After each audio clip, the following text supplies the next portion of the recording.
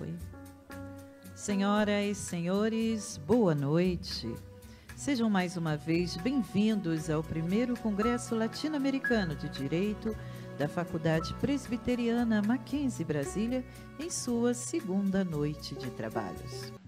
Para a composição da mesa que dirigirá os trabalhos do primeiro Congresso Latino-Americano em Direito em sua segunda noite, são convidados o diretor-geral da Faculdade Presbiteriana Mackenzie Brasília, professor Dr. Josimar Santos Rosa, que receberá as autoridades e conferencistas que comporão esta mesa.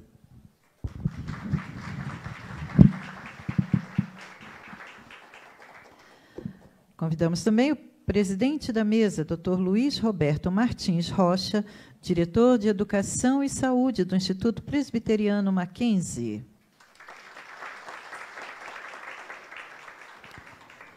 A professora mestre Juliana Dair Delfino Tesolin, coordenadora pedagógica estratégica de projetos e internacionalização.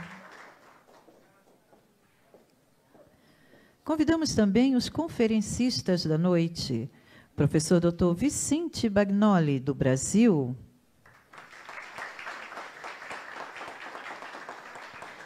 e a professora mestre Adela Pérez Del Viso, da Argentina.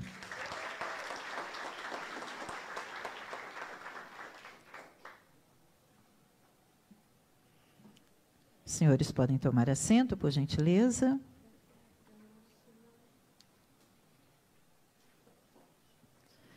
Neste momento, é convidado à tribuna para o seu pronunciamento o excelentíssimo senhor diretor de Educação e Saúde do Instituto Presbiteriano Mackenzie, Dr. Luiz Roberto Martins Rocha.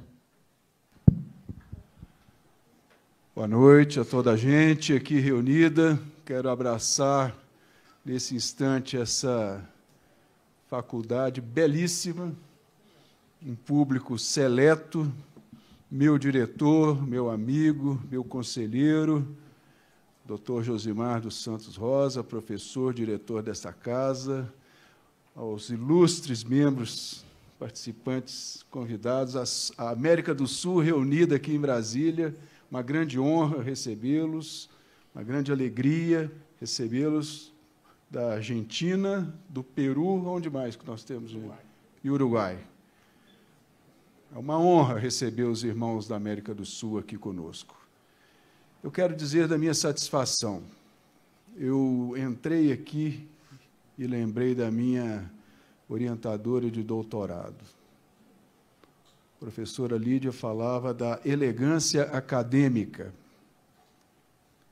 E eu vivencio isso nesse momento, aqui em Brasília, aqui na nossa faculdade, nesse encontro, neste primeiro Congresso Latino-Americano de Direito. A academia nos presenteia com esta elegância. Momento único na nossa vida, quando recebemos autoridades, especialistas, doutores, mestres, preparados, experimentados, vividos, que vêm compartilhar o seu conhecimento, vêm compartilhar as experiências, as lutas, suas pesquisas, a sua visão de mundo, a sua visão do direito. Isso é um privilégio. Então, eu queria que a gente parasse um minuto para pensar. Que privilégio estar aqui nessa noite. Que privilégio. Que elegância acadêmica. Que momento importante na nossa caminhada. Que momento importante na nossa faculdade. Meu querido diretor, professor Josimar, doutor Josimar, trago aqui o abraço do reverendo Cid Pereira Caldas, nosso presidente executivo do Instituto Presbiteriano Mackenzie. Saí de São Paulo e ele me recomendou, leve o meu abraço para o doutor Josimar e para toda a comunidade da Faculdade de Brasília. Faço isso com muita alegria, represento aqui a diretoria executiva, todo o time de São Paulo, com a certeza de que estamos vivendo um momento muito especial aqui. momento de aprofundamento, momento de pesquisa, de reflexão. Fiquei sabendo que ontem foi um dia muito especial e já estamos nos preparando para essa noite aqui. Agradeço a Deus por essa oportunidade. É um privilégio. Muito obrigado a todos pela presença, muito obrigado ao professor pela gentileza da recepção, a todos os trabalhadores daqui, aos colaboradores, professores, pessoal de apoio, muito obrigado. E aos alunos, a minha saudação muito especial. Eu sou professor também, eu gosto muito de aluno, então vou quebrar um pouquinho o protocolo e vou perguntar. Levante a mão direita quem é aluno dessa casa, quero conhecê-lo. O que é isso, professor? A turma veio mesmo. Que maravilha. Só a mão levantada aqui, deixa eu ver. Eu acho que 74,2% são cruzeirenses, professor. Igual eu. Eu, pelo olhar assim. Tem cruzeirense, não tem? Todo lugar tem um vitorioso. Aí, ó. Saudação aos cruzeirenses. Nós estamos por cima agora, embora em terceiro lugar, né? Mas aí. Que boa notícia. Vamos voltar ao protocolo, senão eu ganho um cartão amarelo, doutor Josimar, tem que ir para a diretoria após o evento. Eu não quero ir para a diretoria hoje. Muito obrigado a todos. Depois nós vamos começar a nossa mesa aqui, mas eu quero agradecê-lo. É um privilégio, professor. Um privilégio. Muito obrigado pela companhia na caminhada, sua elegância, sua inteligência, sua lealdade. Muito obrigado por tudo. Parabéns pelo evento.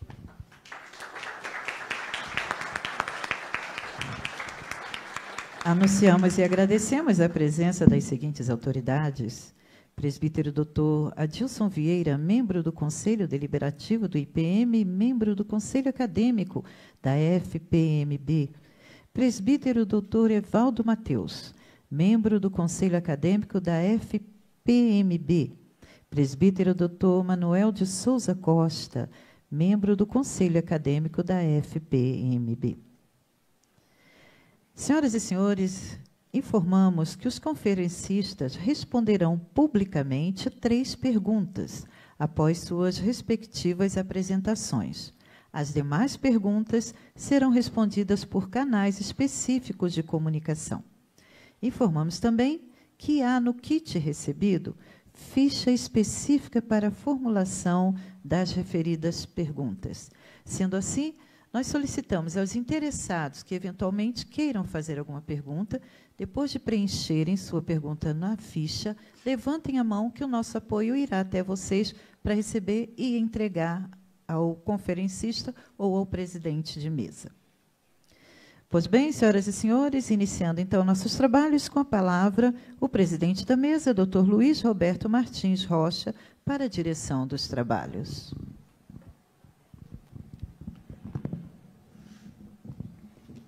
Vamos lá, então, começar os trabalhos.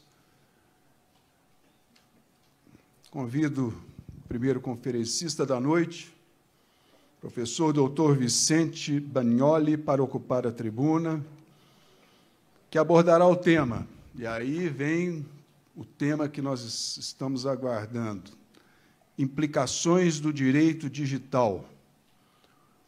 O ilustre conferencista é mestre, doutor e pós-doutor em Direito, advogado, autor de vários livros, professor na Faculdade de Direito da Universidade Presbiteriana Mackenzie, em São Paulo, UPM.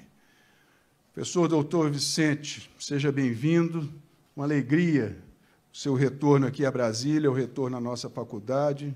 O senhor compartilhava conosco a sua participação em eventos anteriores. É uma grande honra para o nosso primeiro congresso contar com a sua presença. Abrilhanta muito essa mesa e este evento. Sua presença aqui nos alegra e é motivo de muita honra recebê-lo. Seja bem-vindo, professor.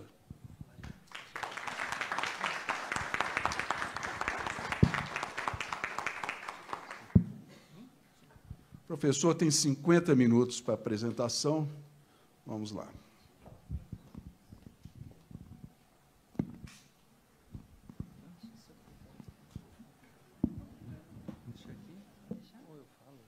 giro também. Tá bom. Muito obrigado. Bom, boa noite a todos. Inicialmente gostaria de cumprimentar o professor Luiz Roberto, doutor Luiz Roberto, e em seu nome cumprimentar o Instituto Presbiteriano Mackenzie, dizer que a honra é minha estar aqui, uma satisfação estar e participar dos eventos do Mackenzie, do nosso Mackenzie. Professor Josimar, agradeço o convite. Temos a nossa amiga em comum, a professora Zélia, que intermediou, fez essa ponte, e graças a esse contato e a gentileza do professor Josimar, hoje eu estou compartilhando um pouco, né, das implicações digitais com vocês. Um especial saludo a nossos amigos de Sudamérica, todos bem-vindas também acá em Brasil, e, sobretudo, a quem nos acompanha, professores, alunos, estudantes que dedicaram, né, reservaram essa noite para participar dessas discussões intrigantes do que é o direito. Antes de iniciar, eu só gostaria de fazer um comentário. A nossa mestre de cerimônia, quando ela me chamou, ela falou Vicente Bagnoli do Brasil. De fato, eu sou brasileiro, então eu sou do Brasil. Mas, sobretudo, eu sou Vicente Bagnoli do Mackenzie. Convido agora a segunda conferencista da noite, professora, mestre Adela Pérez Del Viso, para ocupar a tribuna que abordará o tema Tutela do consumidor nas plataformas digitais globais.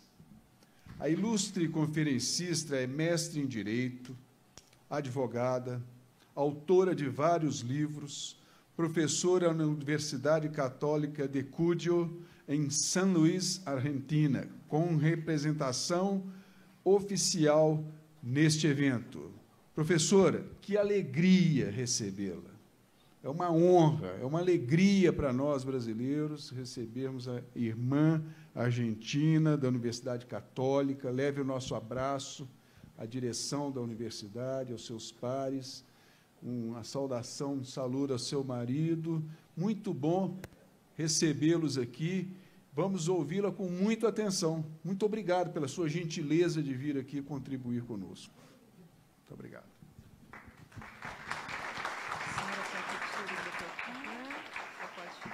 ¿Cómo es? ¿Cómo es? ¿Para adelante, para atrás? ¿Tocando nomás? Isso. A senhora quer que permaneça aqui ou quer tirar um pouquinho? Bueno. Buenas noches. Buenas noches. ¿Cómo están? Yo también no quiero cometer el error, como dijo ayer el profesor Garmendia, de pretender hablar portugués, siendo que no lo sé, pero hablaré despacio porque conozco el gran corazón de todos ustedes que hacen un esfuerzo por conocer qué estamos diciendo en español, y además muchos de ustedes estudian español y, bueno, eso nos honra a los hispanoparlantes. Gracias, profesor Josimar, gracias, señor director de la mesa, con tantas hermosas palabras. Gracias a la Universidad Mackenzie, gracias a todos ustedes que están acá, obrigada, me olvidé, obrigada, mejor. A todos ustedes que están acá, que tienen ganas de estar hasta lo último en esta noche, aunque han trabajado, han estudiado, están cansados y están acá para escucharnos. Muchas gracias. Gracias a las hermosas mujeres profesoras que nos han recibido. Muchas gracias a las mujeres profesoras excelentes. Así que, bueno, voy para adelante entonces. ¿Qué puedo decir después de la disertación del profesor Vicente? La verdad es que, como le dije a él, en Argentina decimos, me dejaste la vara muy alta. La vara muy alta, me dejó la vara muy alta de todo lo que nos informó y nos dijo. En realidad vamos a hablar casi de lo mismo, pero desde otro punto de vista. Por eso hablamos de la protección del consumidor. El consumidor lo vamos a variar de la óptica y vamos a hablar del consumidor. Entonces, ¡ay, funciona! Genial. Entonces, no, tenía mis dudas, no se crean. Para empezar, como para ponernos en tema, quería contarles algunos casos que me ocurrieron a mí y otros casos que le ocurrieron a clientes de mi esposo en su estudio jurídico. A ver, vamos a ver, miren. Por ejemplo, a mí me pasó hace poco que estudiando en Duolingo, No sé si algunos de ustedes usan Duolingo, otra plataforma, Duolingo. Entonces, yo estudio hebreo, porque me gusta el hebreo, estudio hebreo en forma virtual, pero además en Duolingo. Y en Duolingo me apareció una propaganda que decía que Mercado Libre cumplía los 25 años, después, esperen, cómo termina el cuento, y que me querían vender un aire acondicionado frío-calor por un equivalente a, no sé, serían, qué sé yo, $50.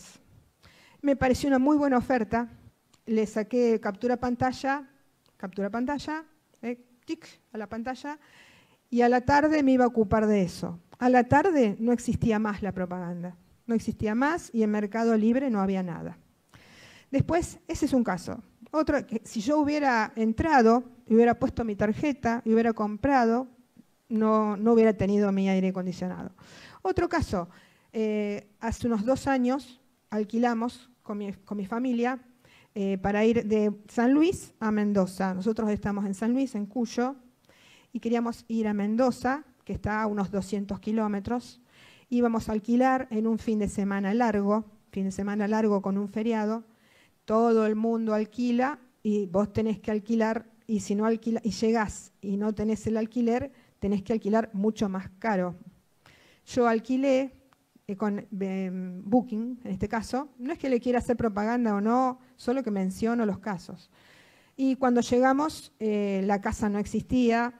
Yo tenía el comprobante de que había alquilado, pero el departamento no existía, no había nada. Tuve que alquilar otra cosa mucho más cara.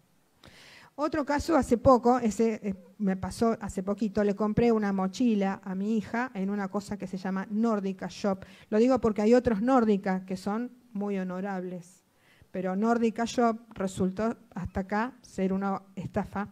Y hay como 300 comentarios ahora diciendo no va a llegar el producto, no va a llegar. Y uno de esos es mi compra de una mochila en Nordica Shop por 35.000 pesos, que son algo así como no sé cuántos dólares.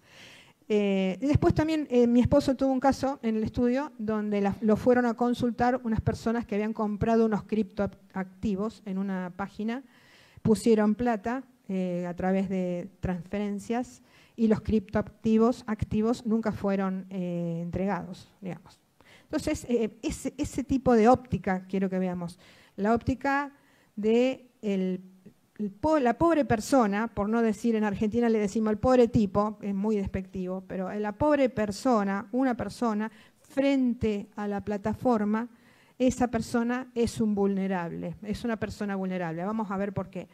Esta es una intersección de varias ramas del derecho, de las ramas del derecho del consumidor, del derecho comercial y de la cuestión tecnológica, no solo de la economía y la cuestión tecnológica. Hay una interseccionalidad y se está hablando de la platformización, es decir, que todo ahora se va a tender o se tiende o existe una gran tendencia a venderse a través de plataformas. Y vamos a hablar también, como índice de contenido, de qué podemos hacer a lo último, qué controles puede haber dentro de las empresas y desde afuera de las empresas, porque dentro de las empresas ya vamos a ver, las empresas también tienen que controlar cómo venden, cómo ofrecen, porque a ellas también les conviene, no es solo una restricción la que van a recibir, a ellas les conviene aparentar compliance, aparentar ser íntegros en lo que ofrecen. Entonces, esos serían los contenidos que vamos a ver ahora. Vamos a ver la platformización de la economía, el consumidor como vulnerable, las plataformas de e-commerce, que es un tipo especial de todas las plataformas de las que hemos hablado recién, y qué tipo de controles, qué podemos hacer como pobres tipos, qué podemos hacer como Estado para impedir los abusos y las estafas también. Entonces, primero la plataformización de la economía. Acá quiero que vean unos cuadritos muy bonitos. Entonces, antes uno iba al mercado y quería comprar una campera, entonces agarraba la campera, miraba la tela, la olía, dice, esta es una tela buena, va a durar mucho, el material de que está hecho va a durar porque es buena, está bien tejida. ¿Cuánto sale? Tanto. ¿Es mucho? Sí, no. bueno, te lo compro y le das el dinero y recibís la campera. Sabés que la recibís porque te la dio y te la pones o la guardás. Entonces era algo físico. Bueno, ¿qué voy a explicar? Es algo de perogrullo, ¿no? Pero no perdamos de vista que ese era el sistema de compra-venta y a ese sistema es el que las plataformas de venta tienen que emular, tienen que ser iguales. Así como en el procedimiento electrónico, la profesora es Derecho Procesal, el procedimiento electrónico tiene que copiar el procedimiento físico, como es un expediente, la demanda, la contestación, cómo se entrega un oficio, cómo se retira, todo es electrónico, pero tiene que copiar la vida física. No tenemos que olvidarnos que así empezó la venta, la compra y la venta, y tenemos que mantener de alguna manera en algún lado de la cabeza esos esquemas de buena fe, la forma de presentar un precio, la forma de pagar, la forma de recibir, todas esas cosas se deben emular, se deben copiar en el sistema de las plataformas y la forma de adquirirlas. ¿Qué son las plataformas? Hemos estado viéndolo con el profesor, son herramientas tecnológicas, dispositivos virtuales que podrían servir para facilitar la acción de los usuarios en relación con los productores. Las plataformas, sobre todo las de compra-venta, nos juntan a quien ofrece algo y el que lo ofrece y el que lo compra. Esa es la plataforma de venta, aún en la plataforma electrónica. Hay muchos tipos de plataforma. Acá traigo algunos. Podemos ver acá plataformas sociales de intercambio social, plataformas de música como Spotify, las de plataformas de juego, Warcraft, que juega mi hijo, Warcraft, las de lectura, por eso yo sabía de Amazon, porque uso el Kindle para leer, y ahí se ven los libros que se compran de Amazon. Y después está Goodreads, que en realidad sirve para hacer revisión del libro que leíste, plataformas de video, plataformas de los podcasts, las de YouTube, de mensajería. En Argentina se usa muchísimo el WhatsApp, mailing, el Gmail. Bueno, todo eso hasta acá vamos más tranquilo, porque yo no creo que haya tantas estafas. Puede haber uso de la información brindada, pero tantas estafas, tantos abusos.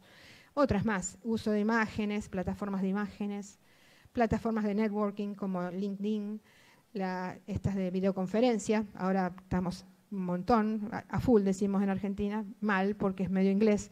Estamos totalmente en uso de Zoom, Meet, Google Meet. Están las educativas, las de trabajo colaborativo. Bueno, y ahora vienen las que me preocupan. Las de venta de bienes y servicios, que no es solamente por ejemplo, Mercado Libre o Amazon. También las plataformas de streaming como Netflix y todas esas me venden un servicio y yo estoy pagando. Y la plataforma que me vende el servicio está tomando mi tarjeta y está tomando todos mis datos. Y a la vez me tiene que dar el servicio porque estoy pagando y no me tiene que dejar sin el servicio. O sea, ya empezamos a hablar de que puede haber conflictos. Las plataformas de e-commerce como el Shopify, Mercado Libre, Amazon, de quien estamos hablando, en Argentina totalmente copado, como le decimos nosotros, totalmente cubierto por Mercado Libre. Mercado Libre ya te vende todo. Y han cerrado muchísimos negocios de carácter no virtual, sino físico, debido a que es mucho más fácil comprarlo en Mercado Libre. Y viene rápido, el otro día viene y te costó el producto la mitad. Entonces, Mercado Libre realmente tiende a ser muy monopólico. Las plataformas de pago, como las billeteras, ahí también se pueden producir. En Argentina, por ejemplo, se producen estafas con el uso de Mercado. Hay uno que se llama Mercado Pago, que es la paralela a Mercado Libre, y se producen transferencias ilegales y robo de datos, pero no uso de datos, sino robo de los datos. Bueno, plataformas de trabajo, como Workana, y plataformas bancarias. Bueno, y después, las de venta y servicio. Implica un pago por la entrega, o sea, se entrega un dinero a través de algún tipo de tarjeta por un valor, por una cosa o un servicio, ¿no? A través de una plataforma. ¿Qué pasa con ese consumidor? ¿Qué pasa con el que alquiló y quería ir a Mendoza y llegó a Mendoza y no tenía que alquilar.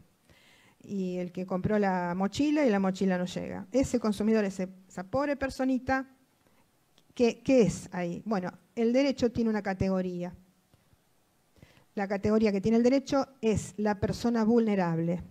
Y no la tiene solamente en Argentina, sino que esa categoría, miren, acá, a ver si sigo, quiero para avanzar, esto, acá. Quiero decir esto. ¿Cómo vuelvo? Acá, ahí está.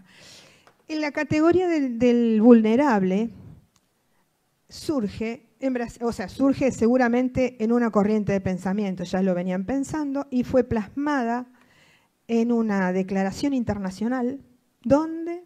En Brasilia. Y lo gracioso, les quiero confesar, es que yo estaba armé todo el paper, no lo pensé, lo seguí, porque se usa tanto en Argentina, le llamamos las 100 reglas de Brasilia, que es como, ¿vieron cuando uno habla de algo y no sabe lo que está diciendo porque lo tiene naturalizado? Entonces las 100 reglas de Brasilia, y usamos para todo las 100 reglas de Brasilia. Yo soy jueza del trabajo, cada 2 por 3 digo sí, porque además este trabajador es una mujer que se encuentra sola en el trabajo, ha sido acosada, qué sé yo, por las 100 reglas de Brasilia, la persona vulnerable. La persona vulnerable, las 100 reglas de Brasilia, es como una especie de canto en Argentina. Y de pronto me di cuenta de que estaba en Brasilia. Es como que primero traté el tema y después, así que qué orgullo estar en este lugar, en el lugar donde se gestaron las 100 reglas de Brasilia. En la 14ª cumbre de Brasilia, en ese lugar, lo único que encontré es esa foto con ese cartel, porque fue hace mucho, fue en el año 2008, se gestaron las reglas de Brasilia, y lo interesante es que las reglas de Brasilia nos dicen que el derecho debe atender especialmente a la persona que sea vulnerable. Bien, y entonces ocurre que nuestra Constitución, a ver, volvemos, acá, no, volvete, acá. Nuestra Corte Suprema de Justicia de la Nación, nuestro máximo tribunal en Argentina, empoderó, las puso alto a las 100 reglas de Brasilia. Fíjense, se redactaron en el 2008. La Corte Suprema, a principios del 2009, dictó una acordada. La acordada es como una ley que dicta la Corte. La dicta para todos los juzgados, que los juzgados apliquen la acordada. La acordada número 5 del 2009 dice que las reglas de Brasilia deben ser aplicadas a lo largo y ancho del país en todos los casos que así se exijan. ¿Cuáles son los casos que así se exigen? Bueno, aquí vamos a quién es la persona vulnerable. La persona vulnerable, por las 100 reglas de Brasilia, es la persona que se encuentra en situación de incapacidad de hacer frente a riesgos. Cualquier persona a lo mejor puede hacer frente a un riesgo. Compró algo y no le entregan, y bueno, a lo mejor puede contratar a un abogado, puede hacer. Pero el vulnerable es la persona que en determinadas situaciones no puede hacer frente a ese riesgo y no puede defender su derecho ante la autoridad administrativa o judicial. Y, por ejemplo, entonces, ¿quiénes serían esas personas vulnerables? Según las 100 reglas de Brasilia, la persona con discapacidad, los niños, los ancianos, que en este momento, por un tratado interamericano, los ancianos son los mayores de 60 años. Yo creo que a los 60 años se es muy joven. Bueno, después las personas de las comunidades originarias, que las 100 reglas de Brasilia se llaman indígenas. En Argentina se considera que es mejor decir originarias.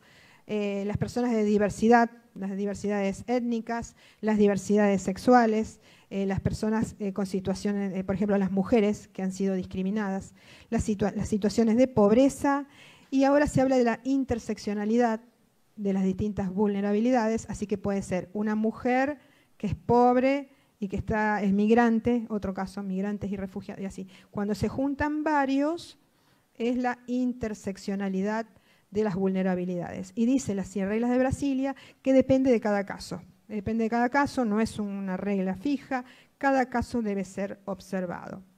Bueno, entonces, la idea es, ¿el consumidor es un vulnerable? Bueno, entonces ahí pasamos las 100 reglas de Brasilia. Fíjense, estoy yendo del consumidor al vulnerable. Y entonces ahora me pregunto, ¿el consumidor es un vulnerable? ¿Qué pasa con el consumidor? Yo quiero asociar la idea del consumidor, como yo soy jueza del trabajo, en el derecho del trabajo se habla de la hiposuficiencia. La hiposuficiencia del trabajador es, este es el empleador y este es el trabajador, y el trabajador depende del empleador para comer, y el trabajador necesita recibir órdenes del empleador. O tiene que cumplir las órdenes, más bien, tiene que obedecer lo que le dice. Es la hiposuficiencia del trabajador. En el tema del consumidor, el vulnerable es el consumidor porque también está en hiposuficiencia. El consumidor no puede decidir el precio, lo encuentra en la plataforma.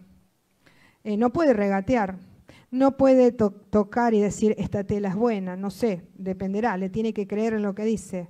El consumidor le puede pasar lo de la mochila de Nordica Shop, no va a recibir la mochila. El consumidor, bueno, está muy expuesto. Por sí mismo, sin ser un menor o mayor de edad o ser discapacitado o todo lo otro, el consumidor es un vulnerable, por sí mismo es vulnerable. Y eso también lo dicen unas directrices de Naciones Unidas, acá lo pusimos en español y en portugués. La de la derecha es la portada que está oficialmente en internet de las directrices de Naciones Unidas que fueron dictadas en 1985, después se las modificó en 1999 y últimamente en el 2015. También habla de que el consumidor es un vulnerable. Las directrices de Naciones Unidas que se nos aplican en Argentina y también en Brasil y en muchos países del Mercosur, con carácter de soft law. ¿Se acuerdan que ayer el profesor Guerra hablaba del soft law y del hard law? Entonces es soft law, es decir, son directrices, son recomendaciones, pero hay que hacerles caso, porque como veremos también perjudica a la empresa no hacerles caso. Aquí pusimos varias de estas directrices porque todas ellas mencionan al consumidor como vulnerable. Lo consideran, el consumidor es vulnerable porque es vulnerable y desfavorecido. Dice que las directrices, en la primera parte, su voluntad, lo que dice al principio, para qué dictan las directrices, es para tener en cuenta las necesidades legítimas del vulnerable y el desfavorecido. Busca que los estados promuevan la educación para el consumidor porque es vulnerable y desfavorecido. Y así va diciendo, tiene que haber servicios públicos, se cuidará que no perjudiquen al vulnerable y al desfavorecido.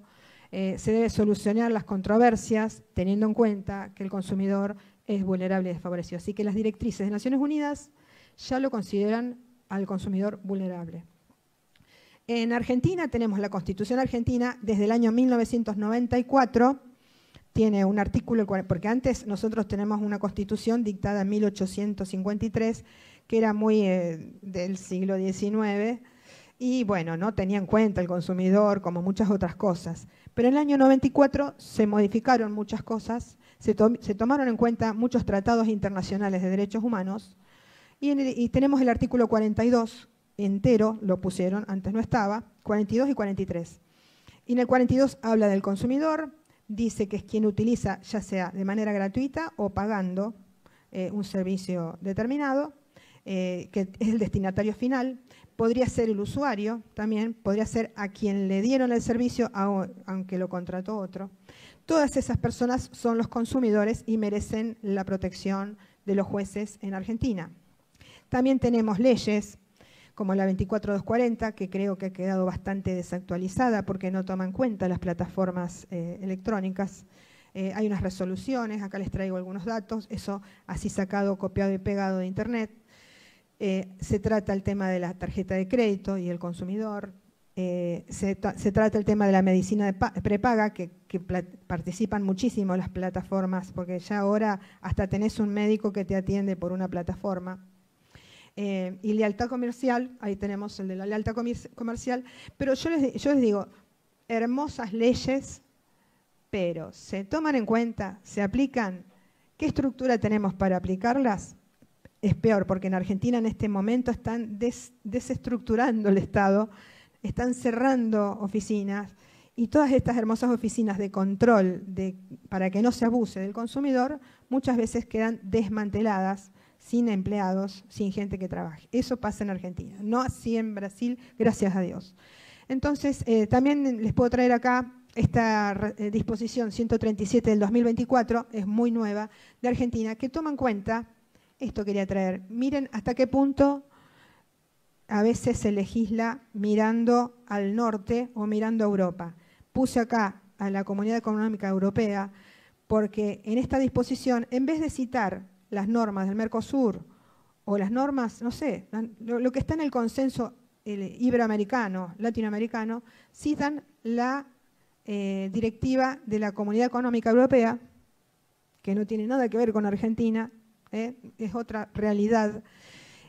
Bueno, y dice ahí que el consumidor es vulnerable, que hay que tomar en cuenta la perspectiva media de cada de los miembros de esos grupos. Esa idea de perspectiva media viene de Europa. Y son vulnerables, son hipervulnerables los que tengan una dolencia física o un trastorno mental o una credulidad. Que el consumidor sea crédulo, entonces, pero es para Europa eso, ¿no? Acá en Argentina y en Iberoamérica no tenemos esa categoría, la teníamos antes en el Código Civil que fue modificado. Bueno, entonces nosotros entendemos que esa disposición 137 identifica el consumidor con el vulnerable. Ahora yo les digo, ahora se ha dado una vuelta de tuerca, pienso yo, y ya no son, el consumidor ya ha pasado de ser vulnerable a veces tener categoría de hipervulnerable. Esto todo es lo de la disposición 137 que la vamos a pasar. Bueno, lo que sí, esa disposición 137 del año 2024 de Argentina establece una ventanilla única online, BUF se llama, Ventanilla Única Federal, para hacer reclamos de consumidor. Y dice así, esto está sacado así copiado de internet. ¿Qué necesito? Dice, tu número de documento, tu identificación, un teléfono o dirección de email, y después dice nombre y localidad del proveedor del bien o servicio por el que reclamas. Ahí por eso puse yo ahí, este es el problema. ¿Cómo me va a pedir? Entonces, ¿para qué caso sirve? Para el caso donde tenemos el que compra el saco, lo huele, lo toca y lo compra y lo paga. Pero no sirve para los casos de las plataformas digitales de venta de productos.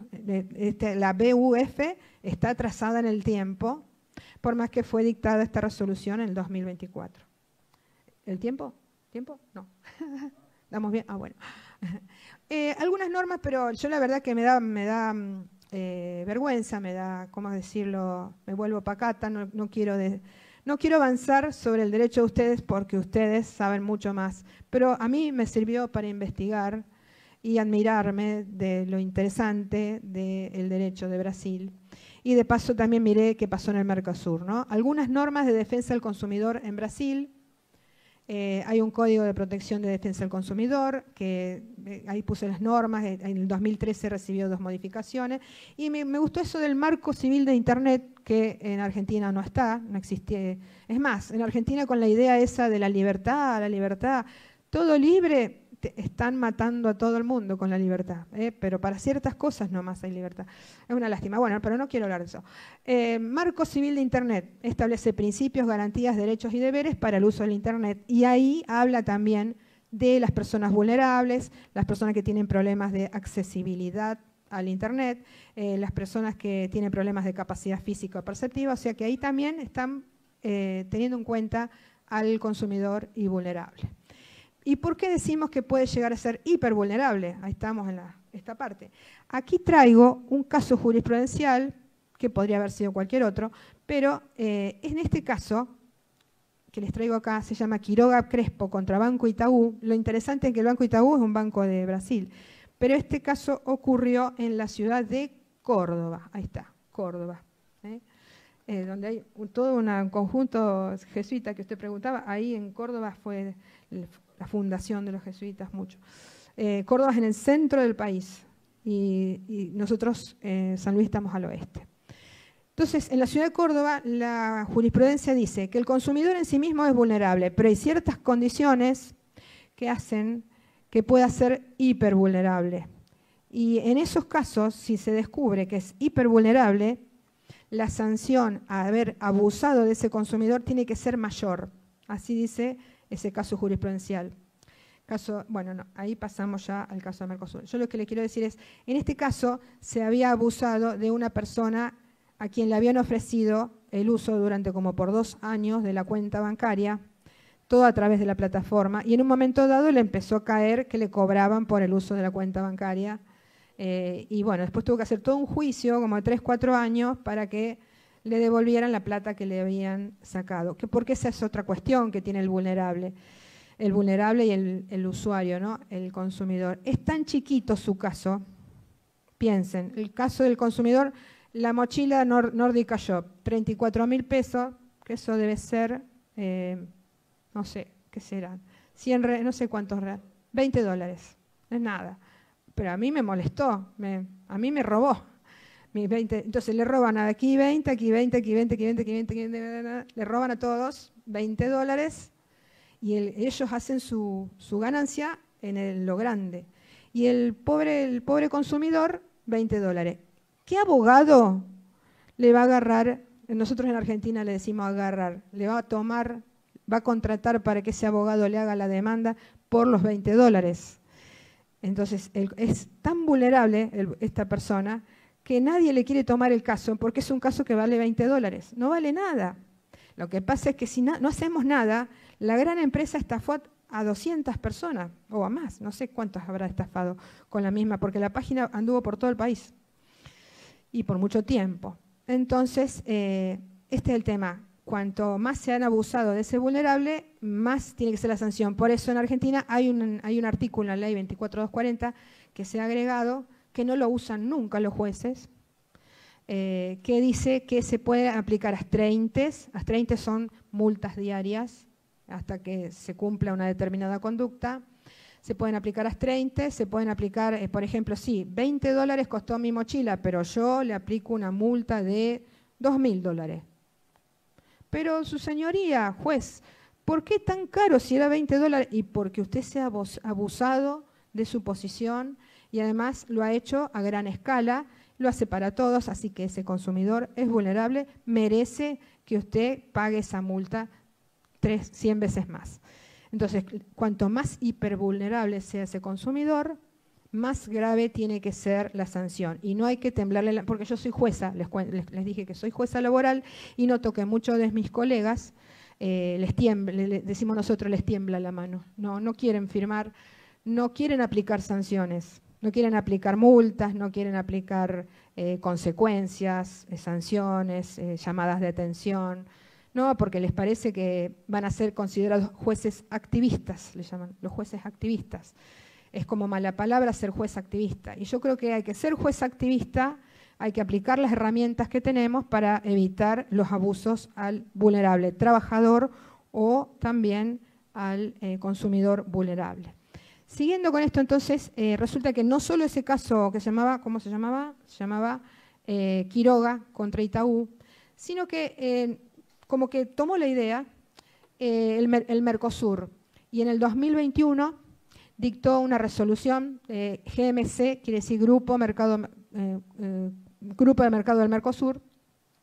La resolución 11 del 2021 habla del hipervulnerable, del consumidor hipervulnerable. Ahí está el Mercosur, del cual estoy orgulloso. Ayer un compañero acá preguntaba al profesor Guerra, ¿vale la pena el Mercosur? ¿Vale la pena que Brasil esté en el Mercosur? Y claro, le está preguntando, porque Brasil es tan bien, tan fuerte, pero para mí el Mercosur hay que defenderlo con Argentina, con Brasil, con Perú. Tenemos que ser unidos. Nosotros en América Latina tenemos que estar unidos y una herramienta es el Mercosur. Y tenemos que hacer una idea común, ir para adelante todos juntos, para evitar la colonización. Perdón del término, ¿no? Para evitar que nos colonicen. Tenemos que ser fuertes en el Mercosur. Entonces, la resolución Mercosur, esta habla del hipervulnerable y también toma esta idea parecida a la del caso contra Itaú, que dice, cuando el consumidor es hipervulnerable, ya no es vulnerable, es hipervulnerable, en determinados casos. Es como si repitiera la vulnerabilidad. Cuando hay una vulnerabilidad agravada, cuando están desfavorecidos o en desventajas por su edad, por su estado físico-mental. Por ejemplo, dice cuando están en personas de discapacidad, cuando están en situaciones sociales y económicas, o sea, acá estamos hablando de pobreza, de necesidad. En todos esos casos, cuando les provocan la imposibilidad de ejercer sus derechos. Y vuelve a decir que no es siempre, sino que depende de cada persona, tiempo y lugar. Así que hablamos del vulnerable, pasamos al hipervulnerable. Esta resolución dice que podría ser el niño o niña. Miren, este caso como casuístico. Familia monoparental, es decir, un solo papá o una sola mamá, un solo miembro de la familia que tiene que mantener niños menores de edad o discapacitados. La pobreza, las personas con situación grave de salud, el migrante o turista. Cuando hoy, en cuántos países está triunfando una idea que pretende echar a la gente porque es migrante, o pretende que ser migrante es mala palabra, o que, no sé, ser distinto es mala palabra, ¿distinto a qué? ¿Distinto a quién? En cambio, la resolución Mercosur del 2021 dice que ese consumidor, cuando es migrante o turista, también los turistas, son hipervulnerables. Así que no solo vulnerables, sino hipervulnerables. Y otra vez vuelve a decir las comunidades originarias o minorías étnicas. Entonces yo pienso que se ha producido un corrimiento del concepto de vulnerable. Ya ahora ser consumidor ya es ser vulnerable. Y ahora el abogado que tenga que tomar el caso, si se dan estas otras circunstancias, ya tiene que plantearlo ante el juez como que es hipervulnerable. ¿Tiene una herramienta en Brasil para plantearlo en la demanda? Sí, tiene esta resolución de Mercosur, 11/21, que habla de la hipervulnerabilidad. Y debe tener fallos jurisprudenciales seguramente. Entonces, ahí es lo que les digo, que se ha producido un corrimiento y ahora hablamos de hipervulnerable. Los de uso gratuito, ya ha hablado extensamente mi compañero acá, el doctor Vicente. Lo único, yo traía una cita que encontré que decía que obviamente no por ser gratuitos es que son gratuitos. Nosotros estamos entregando información y le estamos dando una interacción económica, ellos están recibiendo un beneficio, entonces hay que cuidar a ese consumidor que entregó alegremente sus datos y ver a dónde va esa información. Pero lo voy a ir pasando esto porque ya hemos hablado de esto. Y lo único decir que tanto la normativa de Brasil como la de Argentina, ven, ahí tenemos la Ley General de Protección del Consumidor de Brasil y la Ley 25326 de Argentina, de protección de datos es. Hay una ley de protección de datos en Brasil y en Argentina. En ambos casos dice lo mismo, porque primero les cuento, había hecho la slide, la placa, hablaba toda de Brasil, de la Ley de Protección de Datos de Brasil. Cuando voy a hacer la de Argentina, es casi la misma normativa, ¿no? Entonces los dos establecen la protección de los datos. Cuando uno brinda sus datos, es un consumidor que brinda sus datos aún de manera gratuita, uno tiene derecho a también retirarlos. En algún lado tiene que estar en la plataforma la posibilidad de que yo me dé de baja y esa plataforma no puede usar mis datos. Puedo hacer mi retiro, puedo retirar mi consentimiento. Lo dice tanto la Ley de Protección de Datos de Brasil como la de Argentina. Ahí pongo la Ley de Protección de Datos de Argentina, que es la de retiro o bloqueo de su nombre de una lista de datos. Así que voy a pasar, borré un montón de diapositivas ahí, y voy a pasar a las de comercio electrónico. No sé cómo estoy de minutos. 15 minutos. Bien, o sea que tengo unos 5 para después hacer una conclusioncita. Las plataformas de e-commerce. Ahí volví a mi cuadrito de los mercados. Es un tipo de software o una herramienta que me permite en Internet vender servicios o productos.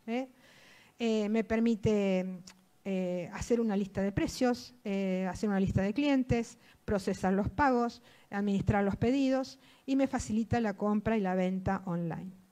Antes y después, bueno, no pude traducir esa parte, pero antes, como les digo, uno iba, tocaba, olía el producto, después todo eso con Internet no se puede hacer y yo tengo que creer lo que dice la plataforma.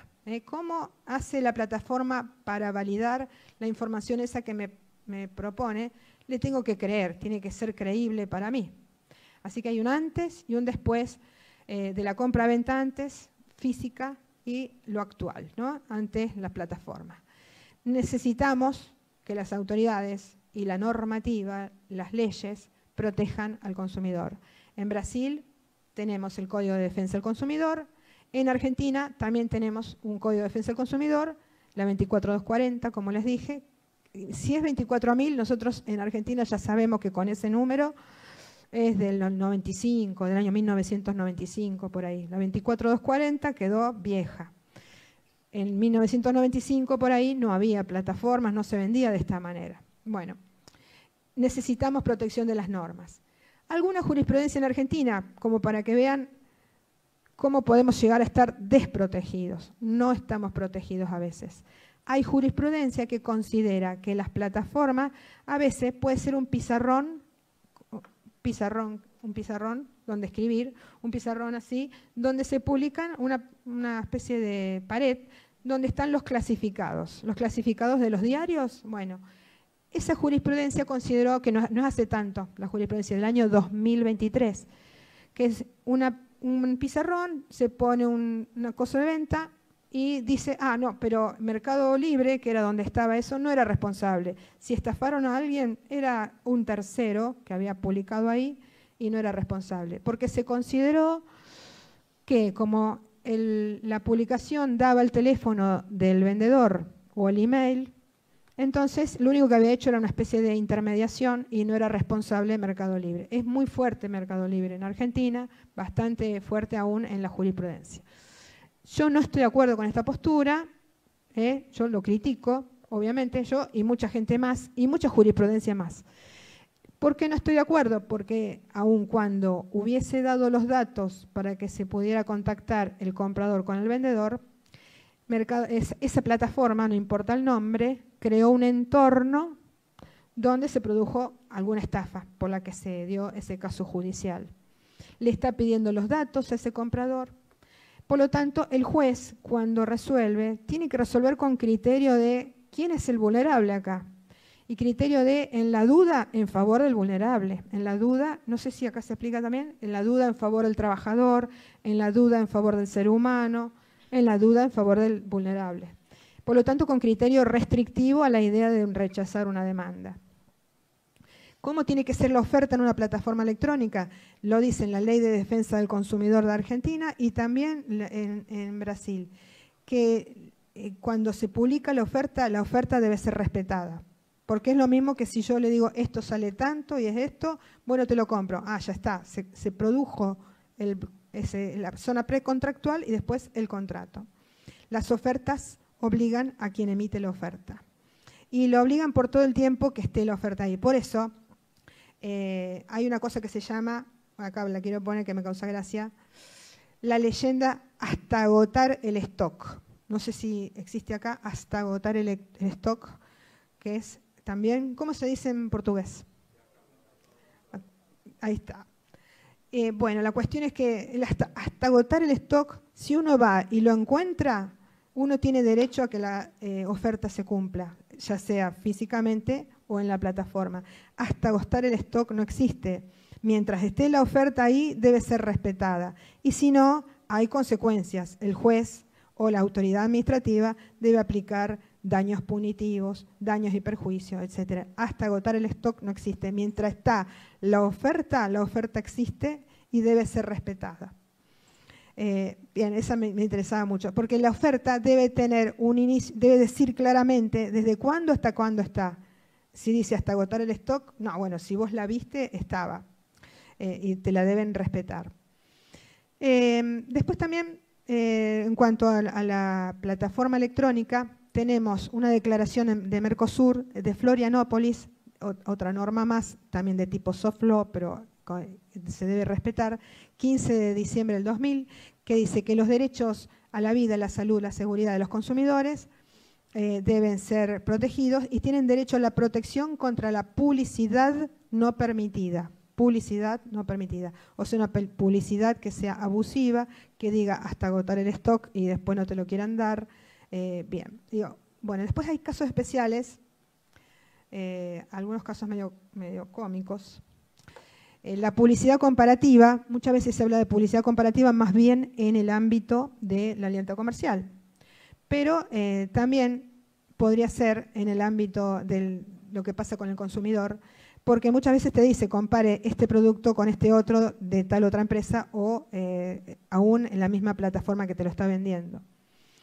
Podría llegar a ser una práctica desleal, podría llegar a ser el uso del nombre del competidor, un uso no autorizado.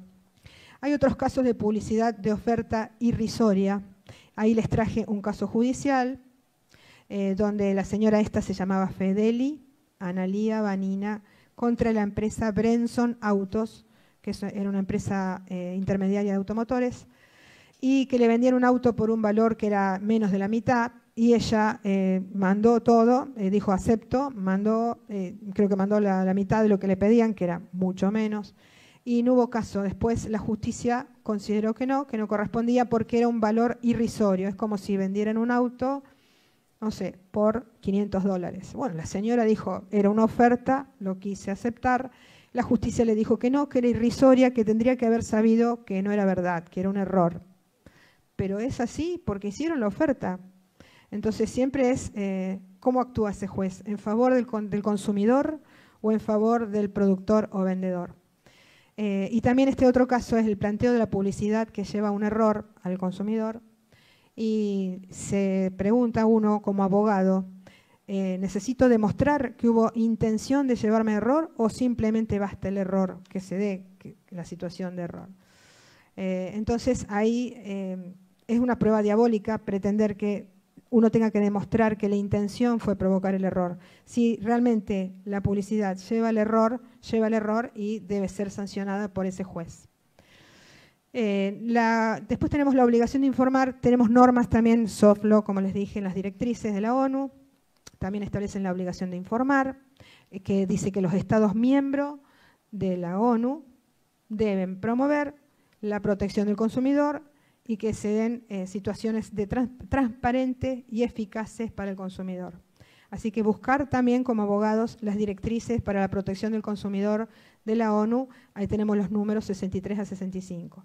La obligación de informar, también el profesor habló de la necesidad de que las personas estén informadas cuando brinden sus datos, y para tomar una decisión, ese consumidor debe estar bien informado. Es lo que se llama el consentimiento informado. Si yo doy el consentimiento de algo, tengo que haber sido informado bien. Si no fui informado bien, ese consentimiento es nulo. En Brasil traje estos datos, pero ya les digo, me parece una falta de respeto meterme con el derecho brasilero, pero yo investigué para mí y vi también que coincide mucho con el derecho argentino. El Código de Defensa del Consumidor establece la obligación de dar una información clara y adecuada al consumidor. Y el derecho del arrepentimiento, que es lo que se llama, podemos llegar a hacer una compra por impulso. Bueno, si me gustó y lo compro. Pero después me di cuenta que ni lo puedo pagar o es muy caro, qué sé yo. Bueno, tanto en Argentina como en Brasil, para los casos de compra online, los compras en plataformas electrónicas, está el arrepentimiento. Por lo menos en Argentina, pues ahí está, en Brasil el consumidor puede desistir de la compra y en Argentina hay una norma, no está, no lo traje, pero en Argentina hay una norma que dice que si me lo ofrecieron con esta plataforma y con este sistema, el botón de arrepentimiento tiene que estar en el mismo lugar y con el mismo tamaño, y no chiquitito acá abajo, sino con el mismo tamaño. O sea que yo tengo que verlo bien, el botón de arrepentimiento, y poder arrepentirme. Eso también lo dicen estas normas de protección del consumidor. Bueno, entonces estoy llegando como a la parte final, que es, ¿qué podemos hacer como pobres tipos, como compradores chiquititos? Somos somos como frente al Goliat, estamos tirando una piedrita, David y Goliat, nosotros somos David. ¿Qué controles hay? El primer control que hay es el control de la misma empresa, porque a esto quería llegar, que es decir, ustedes tienen una escuela de empresa acá también, buscan también el derecho empresarial, el derecho de la competencia, tienen un enfoque de valores humanos, pero a la vez toman en cuenta las empresas. Las empresas también se benefician con una actuación honesta, transparente, que le dé una respuesta al consumidor. porque si no ocurre así, el boca a boca también se produce y también va a pasar que los consumidores se van a informar unos a otros a través de las redes, los van a banear, como le dicen en Argentina, los van a prohibir, los van a dar de baja esa empresa porque estafó fulano o porque hizo mal la propaganda y llevó a una mala compra.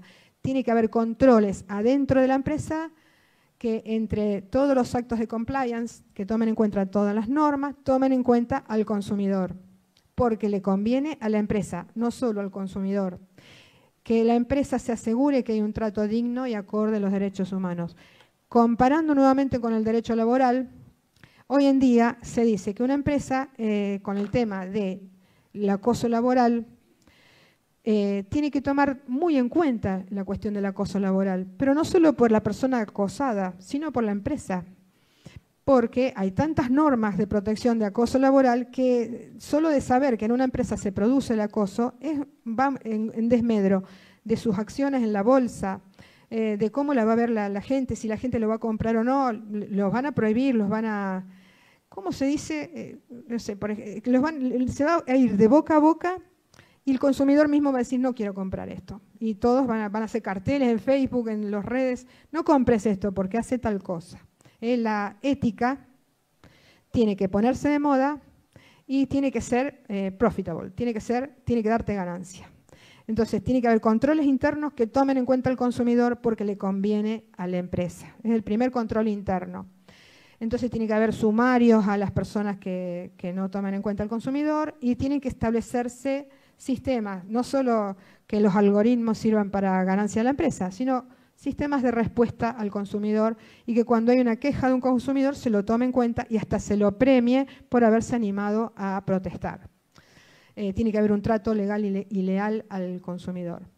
De esto de la tutela intrasistémica, bueno, también los procesos de contabilidad tienen que tomar en cuenta, así como toman en cuenta que no haya denuncias de género, tienen que tomar en cuenta que no haya denuncias de consumidores. Siempre yo con la mentalidad del derecho laboral en la cabeza, porque me parece tan parecida la situación, ¿no?, del vulnerable trabajador con el consumidor.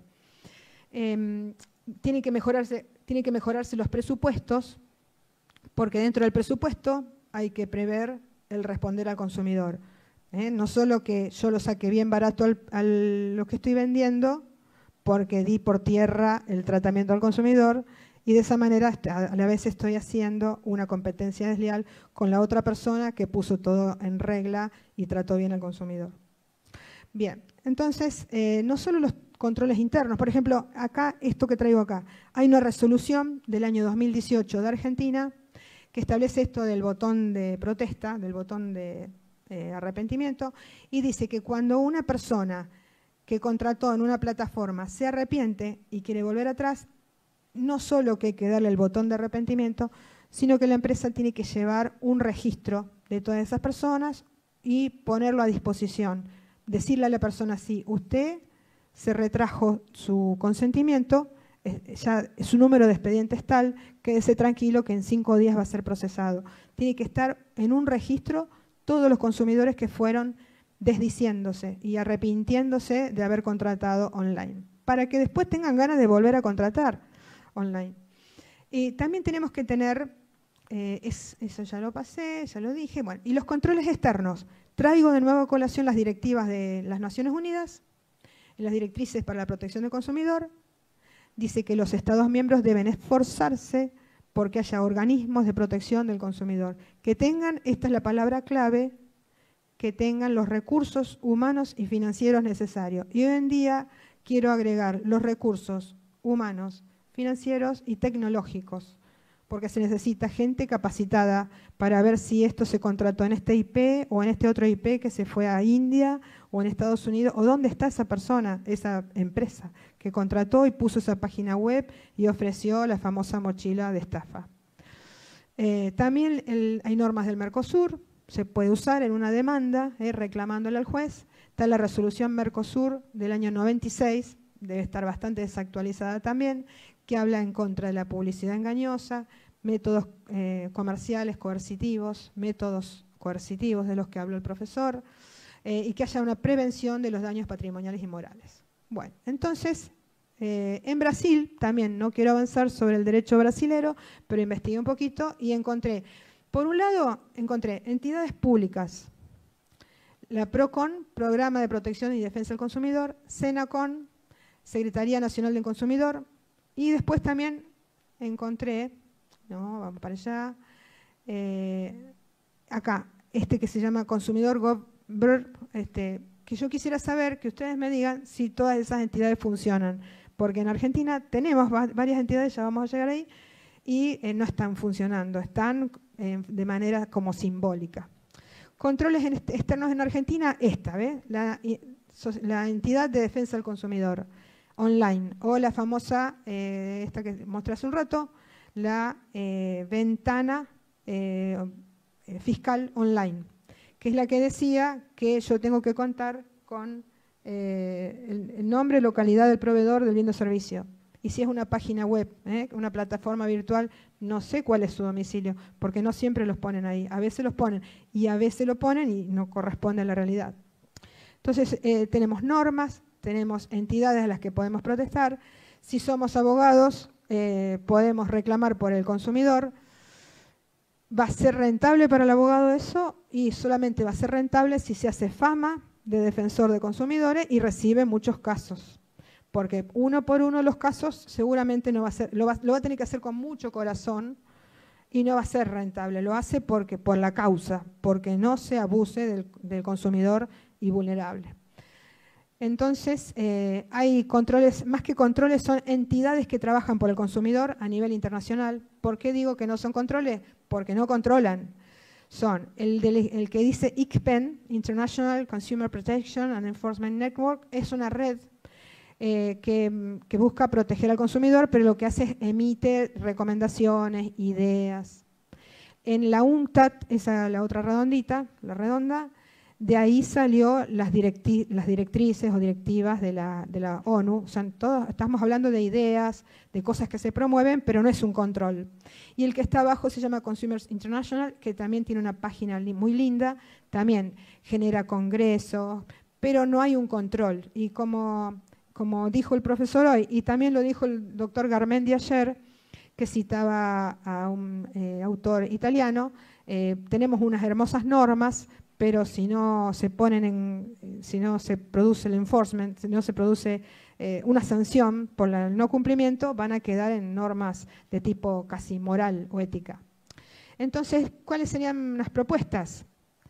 Yo, pobre tipo, que soy, pobre tipa, abogada, en este congreso quiero que haya más instituciones administrativas y judiciales especializadas en el derecho del consumidor o usuario, pero no solo que pongan la página web bonita con muchos colores y el botoncito y qué sé yo, sino que estén capacitados, tengan medios financieros, como decía esta otra directiva que vimos, y sean funcionarios capacitados tecnológicamente, que sean para este tema de las plataformas.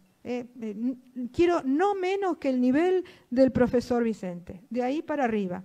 Así tienen que ser nuestros juzgados especializados en derecho del consumidor para analizar qué es lo que pasa con las plataformas virtuales. Hay que ver qué pasa, cómo generan esas plataformas, de qué IP vino tal, o sea, porque si no me van a decir, bueno, es la plataforma, ¿quién la hizo? No sé, Juan Pérez, un seudónimo. No, bueno, organicemos, busquemos, como en las películas. Eso es lo que necesitamos, tenemos que tomar en serio al consumidor y siento que no lo están haciendo. Hay que hacer un cambio de conciencia, hay que pensar que ese consumidor es un ser humano, que no es un número y que se merece a esa persona vulnerable tratarla como vulnerables. Entonces, por más que tengamos mucha tecnología, no nos olvidemos del ser humano. Entonces, quiero hacer una síntesis desde ayer hasta hoy. Ayer me sorprendió el doctor Guerra con algo que no sabía, que es una parte de la Constitución Nacional de Brasil, que dice que se busca en Brasil la justicia social, la unidad y una serie de valores extraordinarios, generosos y de distribución. Una idea de un país que busca la justicia social un valor, digamos, un ser humano. Después, eso lo dijo el doctor Guerra. El doctor Garmendia también aportó lo suyo, dijo que por más que tengamos inteligencia artificial, no nos tenemos que olvidar del ser humano trabajador y que el trabajador tiene que llegar a capacitarse para estar a la altura de la tecnología de la inteligencia artificial. No hay que olvidarse. Hoy también el profesor Vicente nos aportó que las plataformas están muy bien, es buena la competencia, es bueno buscar el mejor, pero no hay que olvidarse del ser humano que está detrás y que, digamos, ese ser humano, y además nos hizo acordar que la Universidad Mackenzie tiene ese valor, que aporta ese valor del ser humano, de los derechos humanos, y no sé, para mí fue muy bueno para mi corazón. Así que quiero hacer esta síntesis en este momento para haber hablado en este momento del consumidor vulnerable e hipervulnerable, que no nos olvidemos de él, que busquemos juzgados, entidades administrativas capacitados debidamente, que le pongamos presupuesto y que dictemos una jurisprudencia y una legislación acorde, que tiene que ser actualizado día a día. Por eso, ahora, muchas gracias. Muchas gracias. Obrigada.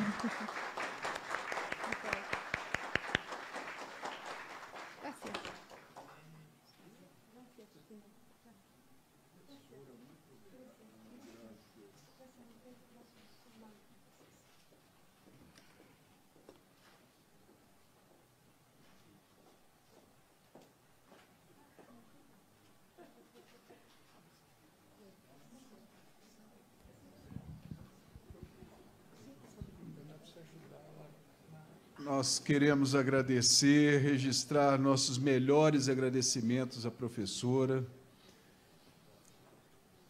Adela Delviso. Professora Adela, sua participação enriquece muito esse congresso. Eu fico imaginando a ótica dos alunos, a percepção dos nossos alunos, vendo a sua fala, percebendo a sua preocupação com temáticas conexas com o professor Vicente, mas aspectos muito importantes a respeito de vulnerabilidade, hipervulnerabilidade, a respeito de um bloco sul-americano, da Sudamérica, as nossas lutas em comum, nossos desafios, e fico imaginando eles percebendo como que amplia o universo do direito esses desafios do tempo presente. Então, sua fala instiga cada um de nós a imaginar o seguinte: para onde vamos? O que vem pela frente? Você trouxe para nós uma mensagem internacional, mas, ao mesmo tempo, nossa. É um mundo, é uma angústia comum que vivemos. E o direito tem uma participação assim destacada nesse momento da humanidade. Então, muito obrigado pela seu carinho no preparo dessa aula, sua dedicação, uma temática tão bem abordada. Muito obrigado. Graças, muitas graças.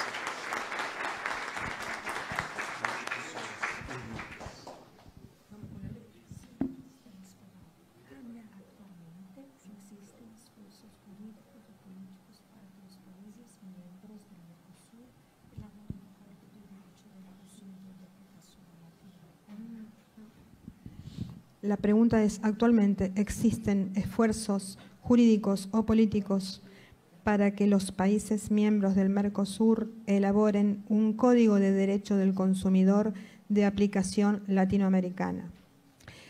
Para hablar de un código, tenemos que hablar de lo que decimos hard law, o sea, una cuestión que sea obligatoria de aplicación. Para empezar, todas estas normas que estuve estudiando de Mercosur, todas llegan a la categoría de soft law, es decir, recomendaciones, directivas. Sería muy interesante que se elabore, es muy buena idea, no es buena pregunta, buena idea. Yo creo que la tienen que tomar esta idea y llevarla.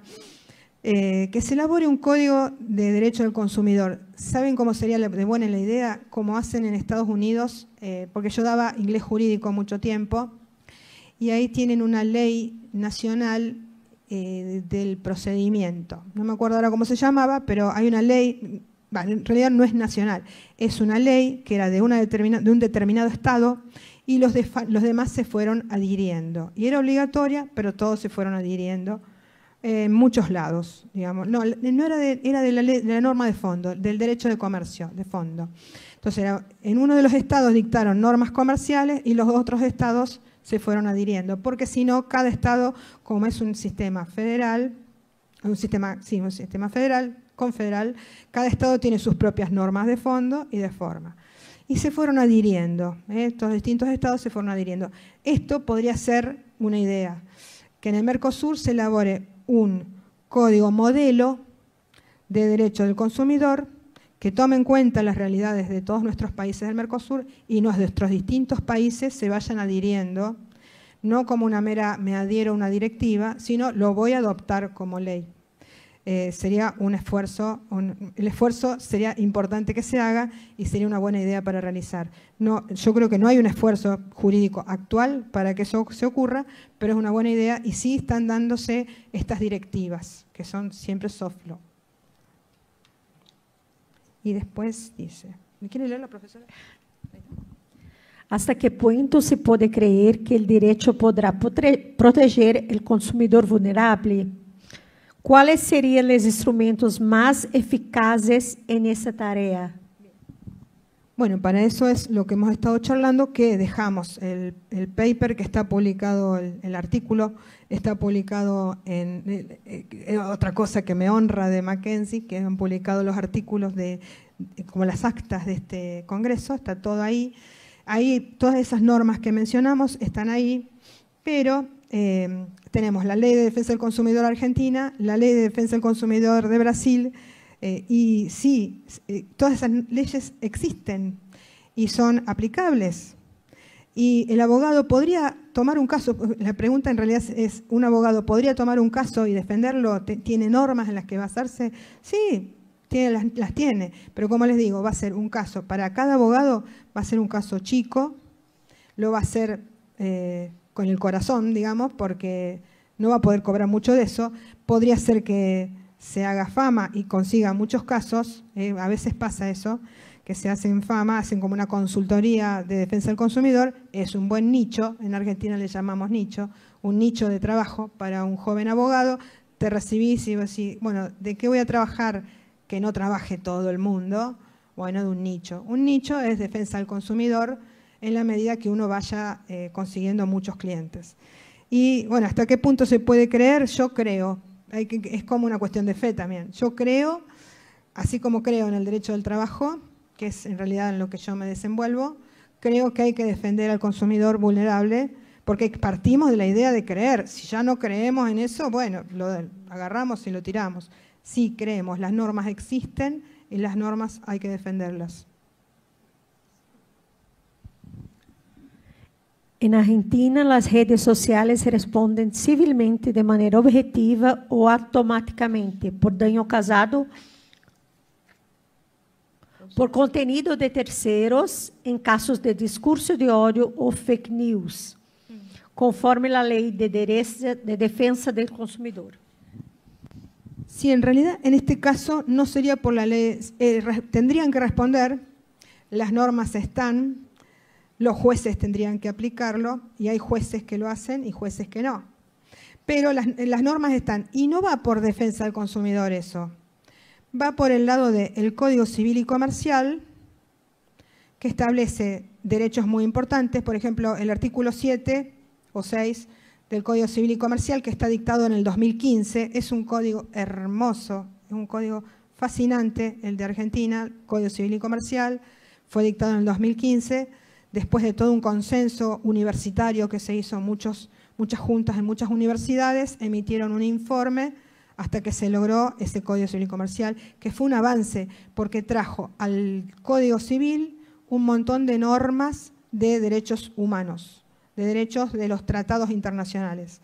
Y entonces está el derecho a la identidad, el derecho a la dignidad, al derecho al nombre, a no recibir, a que no te usen tu nombre para terceras personas, el derecho, como digo, el derecho a la dignidad. Más importante porque yo lo uso mucho en derecho laboral. Está en el Código Civil y yo lo uso en el derecho laboral porque es el derecho a la dignidad que es como transversal de todas las normas. Entonces, y a partir de ahí, 1757, el artículo establece la responsabilidad objetiva cuando uno causa daños. Y entonces, por la vía del derecho civil, no por el de defensa del consumidor, se puede lograr que estos fake news o los discursos de odio sean sancionados. Pero nuevamente tenemos el tema de que hay que encontrar quién los hizo, de quién es la identidad, de quién lo hizo, y para todo eso necesitamos gente capacitada tecnológicamente para esas búsquedas. Y a veces el derecho y los jueces y los juzgados no tienen gente capacitada para eso. As 3 perguntas.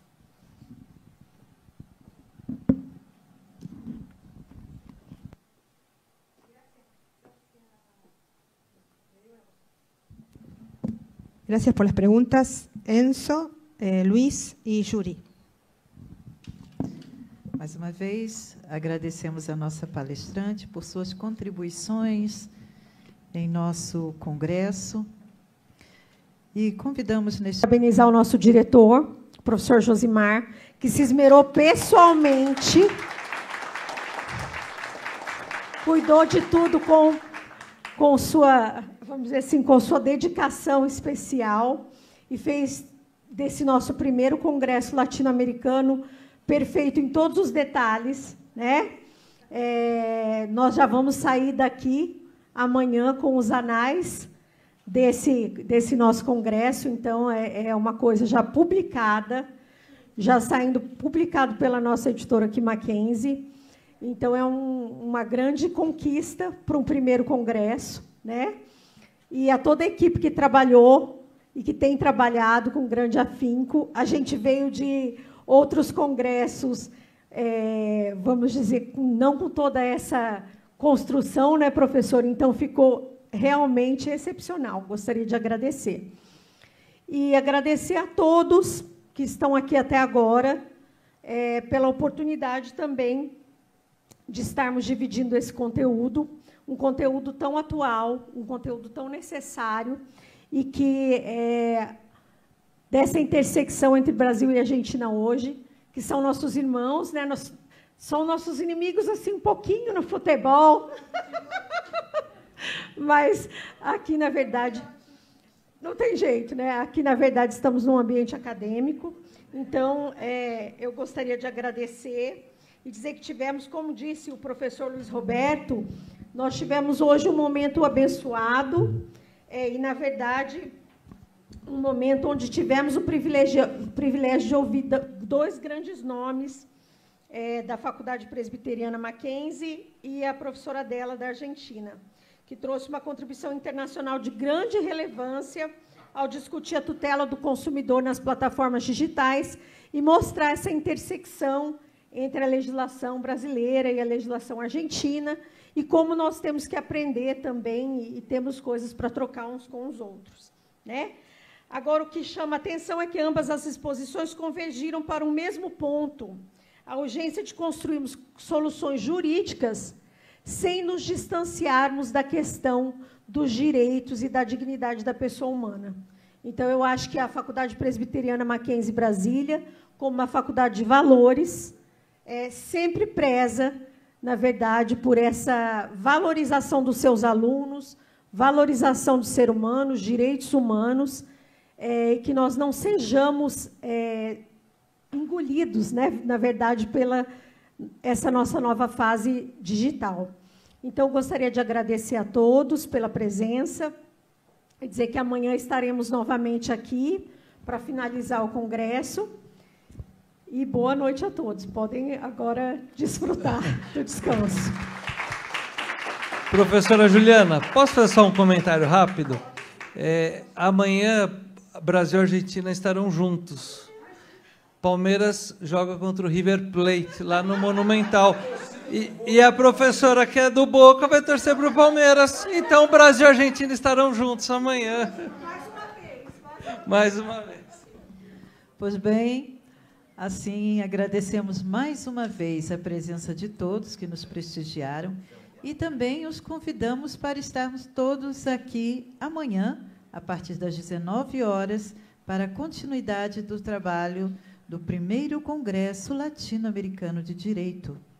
Tenham todos uma excelente noite. Até amanhã. Muito obrigada.